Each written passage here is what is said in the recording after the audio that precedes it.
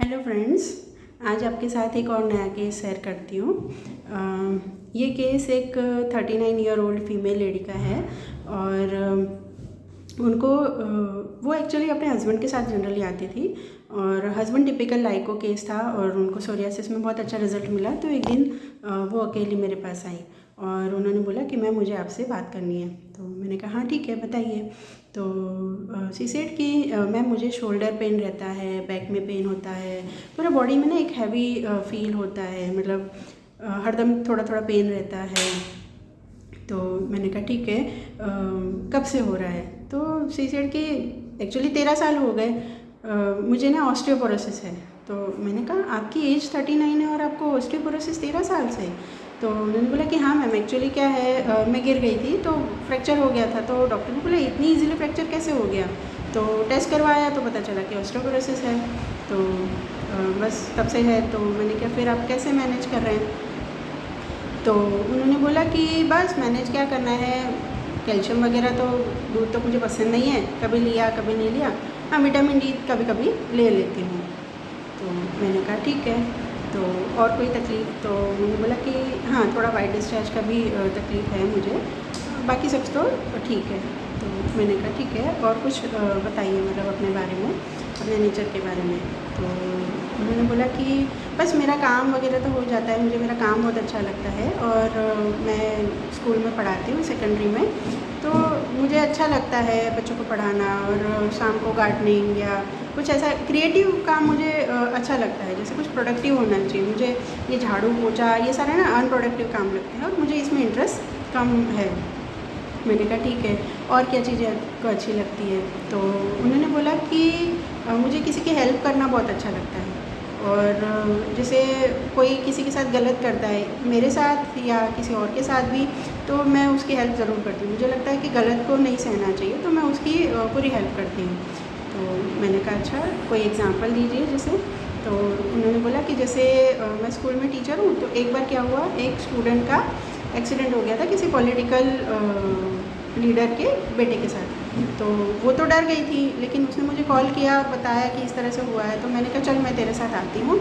और फिर उसका जो थोड़ा बहुत इंजरी थी तो हॉस्पिटल लेके गए। फिर उसके बाद मैं उसको पुलिस स्टेशन उसके साथ गई। मैंने कहा चल FIR करवाते हैं।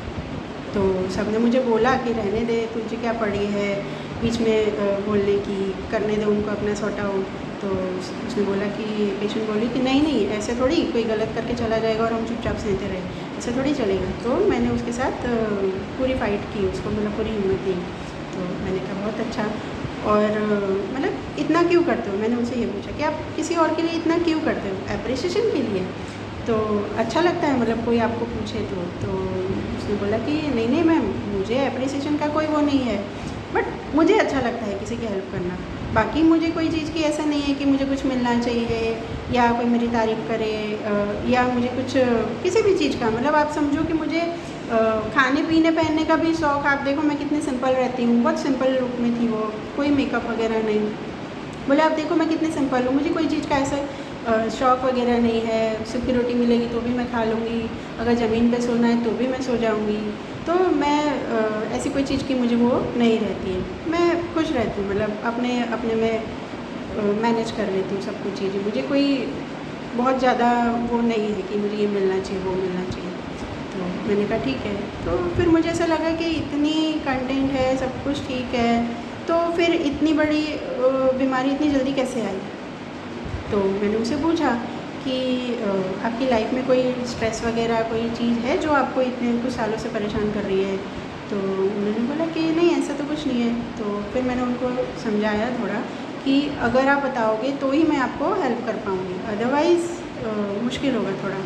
तो उन्होंने बोला कि हाँ मैम एक्चुअली आप मेरे हस्बैंड को जानते हो, उनका नेचर शुरू से ही थोड़ा डोमिनेटिंग, तो गाली गलौज वगैरह, मारना पीटना, तो ये सब चीज़ें बहुत होती थी। तो शादी हुई तब छोटे थे, समझ नहीं थी, जल्दी जल्दी बच्चे हो गए। तो उस टाइम पे ऐसे सोचा कि चलो धीरे धीरे चीज़ें समझ जाएंगी, लेकिन वो तो नहीं बदले, मैं बदल गई। मतलब मैं क्या थी और अब मैं क्या हो गई, मतलब बहुत चेंज हो गया है मुझ में। और मैं बहुत पहले बहुत इमोशनल थी, लेकिन अब बिल्कुल अब मुझे कोई ज़्यादा चीज़ें वो नहीं करती हैं। हस्बैंड क्योंकि हर चीज़ में उनका रेस्ट्रिक्शन था, ऐसे नहीं करना है, वैसे नहीं करना है। और इवन रिलेशन के लिए भी वो इतना मुझे फ़िज़िकल टॉर्चर, इतना कुछ मैंने सहा है शुरू से। तो आई फ़ील लाइक जैसे मेरा रेप ही होता था। मतलब बहुत सालों तक ये चीज़ें चलती आई। लेकिन अब ना मैम कुछ सालों पहले, जैसे 2-3 साल पहले, एक बार उन्होंने मुझे इतना बुरी तरीके से उन्होंने मुझे डील किया ना, तो मैंने उनको बोल दिया कि आज के बाद मुझे हाथ मत लगाना। और वो दिन और आज का दिन मैंने उसको बोल दिया, तेरे को जहाँ जाना है वहाँ जा, मुझे हाथ नहीं लगाना, नहीं तो अच्छा नहीं होगा। बस फिर तो अब उसकी भी हिम्मत नहीं होती है मुझे हाथ लगाने की।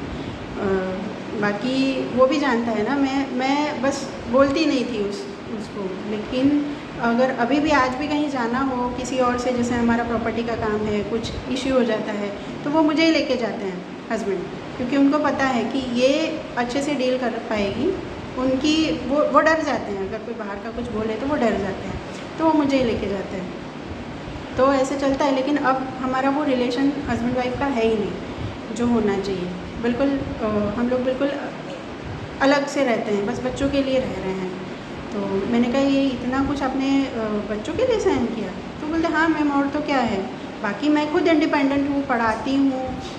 हस्बैंड का तो क्या है, प्रॉपर्टी का काम है, कभी मिला तो ठीक है, नहीं मिला तो 6-6 महीने ऐसे चले जाते हैं। तो पूरा मेरी सैलरी पे ही डिपेंड करता है। तो मैं वैसे इंडिपेंडेंट हूँ, सब कुछ कर सकती हूँ, लेकिन बच्चों के लिए अभी भी हम साथ में रह रहे हैं बस। तो ये चीज़ें हैं। और कभी कभी मन करता है कि कहीं चली जाऊँ अकेले, फिर लगता है नहीं, अभी थोड़ा सा बच्चों को सेट हो जाने दो, बच्चों की शादी वादी होगी फिर देखेंगे क्या करना है। तो मैंने कहा ठीक है। और ये केस था। तो इस केस से मैंने फील से मेडिसिन ली थी। मैं बताती हूँ आपको नेक्स्ट वीडियो में। तब तक आप लोग सोचिए कि आपको ये पेशेंट में क्या लग रहा है या कौन सी मेडिसिन लग रही। मैं आपको नेक्स्ट वीडियो में बताती हूँ कि मैंने उनको क्या किया था। Thank you.